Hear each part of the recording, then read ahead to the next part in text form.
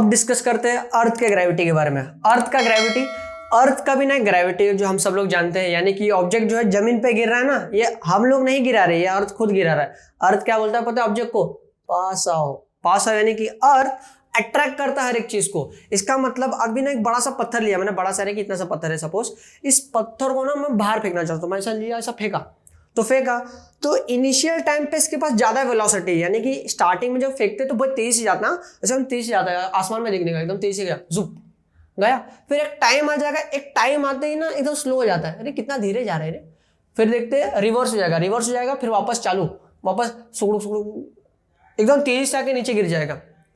यानी कि initial time पे फास्ट स्पीड था, लेकिन ये बाहर क्यों नहीं गया, वापस नीचे क्यों आ गया? क्योंकि इसका स्पीड कम है और ग्रेविटी का स्पीड ज्यादा है, ग्रेविटी ने इसको नीचे लेके आ गया। तो अर्थ का एक स्पेसिफिक ग्रेविटी है और हम लोग देखते हैं उसका वैल्यू क्या होता है, और बहुत ईजी है। अच्छा मैं तुम लोग को अभी एक क्वेश्चन पूछता हूँ, ध्यान से। मैं बिल्डिंग के टेरिस पे गया, दुनिया का सबसे बड़ा बिल्डिंग कौन सा है? दैट इज बुर्ज खलीफा। तो बुर्ज खलीफा के ऊपर गया सपोज, कैसे तो चले गया, अभी कमेंट मत करना कुछ भी, चले गया। अब जाने के बाद मैंने क्या किया, एक बड़ा सा पत्थर लिया और एक सुई लिया, बड़ा सा पत्थर और सुई, दोनों को सेम टाइम पे 1 2 3 छोड़ दिया। जमीन पे सबसे पहला कौन पहुंचेगा बोलो? सबने पत्थर बोला। लेकिन मैं एक चीज बोलूं, दोनों में से ना कोई पहला नहीं पहुंचेगा, दोनों सेम टाइम पे जमीन पे पहुंचेंगे। कैसे? इस पार्ट में देखना पड़ेगा। देखो, तो सबसे पहली चीज हम लोग न्यूटन अंकल का लॉ देखते हैं। तो न्यूटन अंकल के लॉ के अंदर हम लोग को एक फॉर्मूला पता चला था, वो है ये वाला, that is force is equals to G into M into capital M upon R square. Yes और नो? अच्छा अब देखते हैं फोर्स। अभी सपोज ये जमीन है और ये पत्थर है, ये पत्थर जमीन पे आके नीचे गिर रहा है, ठीक है, ये नीचे गिर रहा है ना, तो इसके ऊपर ग्रेविटी लग रहा है। क्या लग रहा है? ग्रेविटी। तो हम लोग फोर्स का फॉर्मूला जानते हैं, बताओ जल्दी क्या बोला था मैंने? Yes, that is father is equal to माँ। अच्छा ए का मतलब क्या होता है? ए का मतलब होता है एक्सेलरेशन, और यहां पर जो ऑब्जेक्ट को एक्सेलरेशन मिल रहा है किसके वजह से मिल रहा है? ग्रेविटी। तो ए रिप्लेस हो जाएगा जी से, तो F is equal to M G. इसको दे दिया मैंने 1 नंबर, इसको दे दिया 2 नंबर। पुट 2 in 1, इक्वेशन 2 को उठा के 1 में रख देगा। तो एफ की जगह पे क्या लिखूंगा मैं? That is M G. तो M G is equals to G into small M into capital M upon R square. Yes और नो? अच्छा स्मॉल एम से स्मॉल एम क्या हो गया? कैंसल। तो बच्चे लोग स्मॉल एम से स्मॉल एम कैंसल हो गया। इससे ये पता चला कि कोई भी ऑब्जेक्ट को आसमान में फेंको वो सेम स्पीड से नीचे आएगा। क्यों पता है? क्योंकि वो ऑब्जेक्ट के वजन के ऊपर तो मैटर करता ही नहीं है ना, ऑब्जेक्ट के वजन के ऊपर मैटर नहीं करता। देखो ऑब्जेक्ट का मास तो कैंसिल हो गया है ना, यानी कि तुम ये मार्कर फेंको या फिर एक हाथी को फेंको, दोनों एक ही स्पीड से नीचे आके गिरेंगे, क्योंकि वो ऑब्जेक्ट के वजन के ऊपर मैटर ही नहीं करता है। ऑब्जेक्ट का वजन कुछ भी हो उससे मतलब नहीं है मुझे, मैं जमीन पे लाके पटकेगा हर एक को। तो देखते हैं अंकल क्या बोलते हैं। तो इसका मतलब हो जाएगा G is equal to G M upon R square. Clear है? तो लिख देने का हर एक चीज का वैल्यू क्या है, देखो capital G is equal to Newton gravitational force का value that is 6.673 into 10⁻⁻11 Newton metre square पर केजी स्क्वायर, ये जी। फिर इसके बाद capital M is equal to mass of earth, है ना, mass of earth that is 6 into 10⁻24 kg। जानते हो कितना है? ज्यादा बड़ा नहीं है, देखो कितना है, 6 लिख देगा, फिर आगे ना 24 जीरो लगाने का। स्टार्ट करें 1 2 3 4 5 6 7 8 9 10 11 12 13 14 15 16 17 18 19 20 21 22 23 24, बस इतना ही। ठीक है, इतना मास है अर्थ का। ठीक है, फिर उसके बाद एक और चीज मिला दैट इज आर। ठीक है, आर है, R is equal to distance, sorry R is equal to radius of earth, है ना। अर्थ का रेडियस छोटा ही है, दैट इज 6400 किलोमीटर, 6400 किलोमीटर ये वजन है उसका, और एक ग्रेविटी। अगर ये सारा वैल्यू यहाँ पर पुट करते हैं, है ना, इसके अंदर मैं पुट करूंगा तो देखो यहाँ पर लिख रहा हूं मैं G is equal to G M upon R square है, जी का वैल्यू यहाँ से चुरा लेने का, that is 6.673 into 10⁻⁻11 multiply by mass. Mass लिख दिया मैंने, that is 6 × 10⁻24 divide by R square. R कितना है 6400 का होल स्क्वायर। इसको सॉल्व करोगे तो तुमको वैल्यू मिलेगा 9.77 मीटर पर सेकेंड स्क्वायर, ये वैल्यू मिलेगा।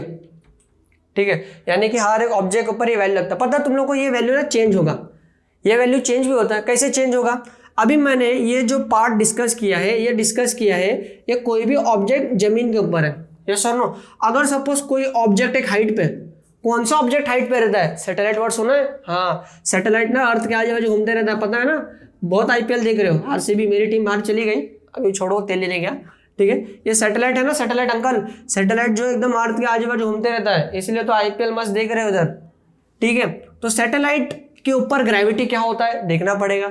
अगर मैं क्या कर दिया पता है, अगर ये अर्थ है, अर्थ का सेंटर है और किसी को खड्डा करके ढकेल दिया अर्थ के अंदर, तो इसके ऊपर ग्रेविटी क्या लगेगा? ये जी का वैल्यू, छोटा जी का वैल्यू ना चेंज होते रहता है, देखना पड़ेगा। ये पूरा अच्छे से नोट डाउन कर लो, जस्ट इसके बाद में बता रहा हूं। तो जैसे कि मैंने अभी अभी कहा था जी का वैल्यू चेंज होता है, तो देखते हैं कैसे चेंज होता है। तो जी का वैल्यू ना हम लोग 3 जगह पे चेक करेंगे, 3 जगह पे, यानी कि सरफेस पे, एक हाइट पे और एक डेप्थ पे। तीनों का मतलब क्या होता है देखते हैं। देखिए, सबसे पहली चीज मैंने जी का फॉर्मूला बताया था, that is G is equals to GM/R²। Okay, where capital G is equals to universal gravitational constant, जिसका वैल्यू होता है 6.673 × 10⁻11 न्यूटन मीटर स्क्वायर पर kg स्क्वायर। वैल्यू याद होना चाहिए, एमसीक्यू में आ सकता है। ठीक है, m इज इक्वल्स टू क्या है? मास of earth, that is 6 × 10⁻24 kg। और r क्या है? रेडियस ऑफ अर्थ। तो लिख देता हूं मैं यहाँ पर, रेडियस ऑफ अर्थ कितना होता है? 64,000 किलोमीटर। यहां तक क्लियर है? चले, सॉरी 6,400 किलोमीटर होता है वो। देख लेते हैं एट सरफेस। अच्छा, अर्थ जो है ना कंप्लीटली गोल नहीं होता, अर्थ कंप्लीटली सर्कल नहीं है। अर्थ एक स्पेरिकल शेप का है, स्पेरिकल यानी कि कांदे जैसे शेप का है, स्पेरिकल शेप का। तो मैं बनाता हूं अर्थ स्पेरिकल शेप का होने की वजह से। अच्छा, अर्थ स्पेरिकल शेप का क्यों जानते हो? अर्थ जो है ना कंटिन्यूसली रोटेट कर देता है अपने एक्सिस पे, कंटिन्यूसली घूम रहा है, इसीलिए वो स्पेरिकल शेप का। तो स्पेरिकल शेप के होने की वजह से ये सेंटर है, और यहाँ पे एक रेडियस होगा, कंसिडर करते हैं, और यहाँ पर एक रेडियस होगा। ठीक है, अब ये वाला जो रीजन है ना, इसको हम लोग बोलते हैं इक्वेटर। 2 इक्वल पार्ट में डिवाइड कर रहा है, इसलिए बोलते हैं इक्वेटर। ठीक है, इक्वेटर पे ना रेडियस बड़ा होता है, तो इक्वेटर पे रेडियस लार्ज होता है, यस और नो। और इसको बोलते हैं पोल्स। ये हो गया नॉर्थ पोल, ये हो गया अपना साउथ पोल। तो यहाँ पर मैं लिखता हूँ पोल, और पोल पे जो रेडियस है वो छोटा होता है as compare to equator, radius is smaller. यहाँ पर लार्जर, यहाँ पर स्मॉलर। तो जी का फॉर्मूला क्या है? G is equals to GM/R²। Yes और नो बच्चों? यस। अब देखते हैं, सबसे पहला कंडीशन एट पोल। अगर मैं पोल के बारे में बात कर रहा हूं, पोल पे रेडियस क्या है? स्मॉलर है, यानी कि आर छोटा है। अच्छा, अगर आर छोटा है तो जी क्या होगा? बढ़ जाएगा ना। ये हमने कहाँ पढ़ा था? ये हमने डायरेक्टली प्रोपोर्शनल और इनवर्सली प्रोपोर्शनल में पढ़ाया था। आपको डिस्क्रिप्शन में लिंक मिलेगा, प्रॉपर्ली वीडियो चेकआउट कर लो, तभी जाके ये पार्ट क्लियर होगा। तो देखते, तो यहाँ पर मैंने बोला आर का वैल्यू कम होगा और जी का वैल्यू बढ़ जाएगा, क्योंकि दोनों जो है इनवर्स रिलेशन में, इनवर्स यानी कि हीरो हीरोइन विलन बताया था, हाँ तो वीडियो देखना। तो आर का वैल्यू कम हो रहा है, जी का वैल्यू क्या होगा? बढ़ेगा, यानी कि पोल पे जी का वैल्यू ज्यादा होता है। तो यहां पर जी का वैल्यू होता है 9.83 मीटर पर सेकेंड। ओके, सॉरी मैंने यहां पर लिखने का है एट पोल। उसके बाद सेकेंड एट इक्वेटर। इक्वेटर के बारे में देखते हैं। तो इक्वेटर पे आर का वैल्यू क्या है? ज्यादा है। सिंपल सी बात है, अगर आर ज्यादा है तो जी क्या होगा? कम होगा। तो इक्वेटर पे जी का वैल्यू होता है 9.7 मीटर पर सेकेंड। ठीक है, 7-8 के आसपास, और यहां पर होता है 9.8। तो पता चल गया डिफरेंस। ठीक है, तो हमेशा याद रखना, अर्थ जो है कंप्लीटली सर्कल नहीं है, earth is a spherical in shape. उसके वजह से इक्वेटर पे वो बल्ज है, बल्ज यानी कि मोटा है ना, मोटा यानी कि मैं तो मोटा नहीं हूं, बल्ज यानी कि सब फैला हुआ है, और यहाँ पे कम है। चलो, उसके बाद में बात करते हैं हाइट की। हाइट की यानी कि फॉर एन एग्जाम्पल ये अपना अर्थ है, ये अर्थ का हो गया रेडियस। अभी ऑब्जेक्ट एक हाइट पे, मान लिया ऑब्जेक्ट यहाँ पर है। ठीक है, दिस इज एन ऑब्जेक्ट। मान लिया ये ऑब्जेक्ट है अपना पिंटू भाई हवे में।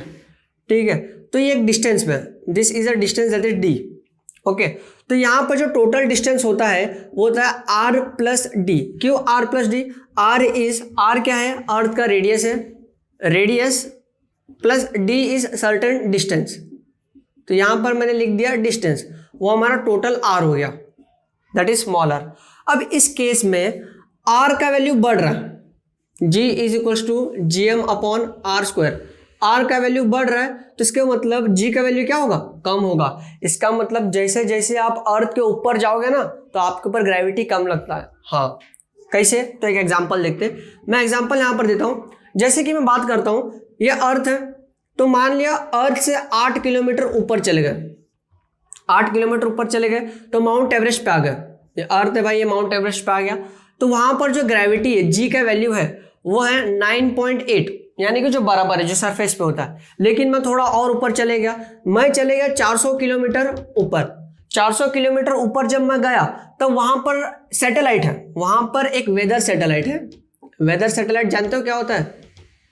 वेदर सैटेलाइट, वेदर सैटेलाइट यानी कि वही आंटी जो टीवी में आके बोलती है आज की ताजा खबर, आज मुंबई में बाढ़ आने वाली है, ठीक है, चाइना में आज बहुत तेज बारिश हुई, 3 लोगों को कोरोना हो गया। यानी कि इसका मतलब वेदर सैटेलाइट वेदर के बारे में बताता है, ठीक है। उसके पास जो जी का वैल्यू है दैट इज 8.7।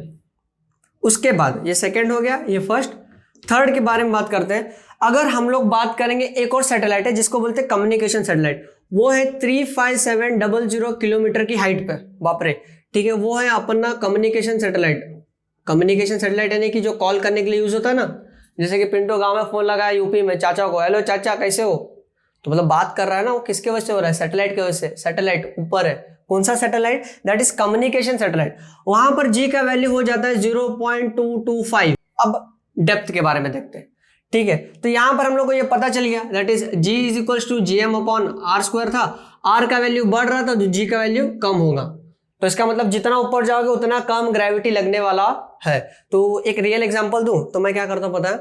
मैं ना, तुम्हें ना डरना नहीं, तो मैं बिल्डिंग के ऊपर लेके गया, टेरिस पे बिल्डिंग के ऊपर लेके, मैंने स्टार्टिंग में ढकेल दिया, एकदम हाइट पर, मतलब बहुत ऊंची बिल्डिंग है, सपोज मान लिया 100 किलोमीटर बड़ी बिल्डिंग है, 100 किलोमीटर ऊपर बिल्डिंग है, 100 किलोमीटर के ऊपर मैंने तुमको लाके रख दिया। फिर मैंने क्या किया? धक्का मार दिया। स्टार्टिंग में ना ग्रेविटी कम लगेगा तो धीरे धीरे गिरोगे, धीरे धीरे गिरोगे, धीरे धीरे धीरे धीरे। स्टार्टिंग में कम ग्रेविटी लगता है ना, फिर जैसे जैसे नजदीक आओगे ना तो फटाक से गिर जाओगे। क्यों? अर्थ अपने तरफ हर एक चीज को खींचता है, अट्रैक्ट करता है। अभी ये ऑब्जेक्ट हवे में है, बराबर, मैं छोड़ दूंगा तो अपने आप जमीन पे आ जाएगा ना, क्योंकि अर्थ उसको बुला रहा है आजा आजा करके। चलो ये क्लियर है। अब डेप्थ के बारे में देखते हैं। तो डेप्थ यानी कि ये अर्थ है, क्लियर है। अब मान लिया मैंने खड्डा किया और पिंटू को जमीन के अंदर डाल दिया, ये सेंटर है अर्थ का, खड्डा करके पिंटू को जमीन के अंदर डाल दिया, तो अर्थ का रेडियस है जो कम हो रहा है। तो सबने दिमाग लगा लिया है, G is equals to G M upon R square का फॉर्मूला है। यहां पर आर का वैल्यू कम हो रहा है तो जी का वैल्यू बढ़ेगा नहीं। यहां पर एक एक्सेप्शन है। यहां पर एक्सेप्शन ये है कि अगर मैं बात करता हूं, सपोज ये पिंटू है अपना, पिंटू अर्थ के अंदर खड्डा करके सपोज ये वाले लेवल तक आ गया, ये डॉट डॉट, ध्यान से देखना। तो खड्डा किया तो सपोज पिंटू खड्डा करने के बाद यहां पर है, यहां पर है पिंटू। तो अर्थ, सॉरी, पिंटू के लिए अर्थ का इतना सर्कुलर पार्ट का मास कंसिडर करेंगे, यानी कि इतना जो सर्कल है उसका मास कंसिडर करेंगे। पिंटू और अंदर आ गया, सपोज पिंटू इधर आ गया अभी ये पॉइंट पे, ठीक है। तो मैं रेड मार्कर से शो करता हूं। तो अभी सपोज पिंटू इतना अंदर आ गया तो इतना सर्कमफ्रेंस होगा, तो ये सर्कल है। तो अब इस केस में अर्थ का सिर्फ इतना सा मास कंसिडर करेंगे। इसका मतलब जैसा जैसा अंदर आ रहा है वैसे वैसे अर्थ का मास कम हो रहा है। अगर अर्थ का मास कम हो रहा है तो दोनों डायरेक्ट रिलेशन में है, तो जी का वैल्यू भी क्या होगा? कम होगा।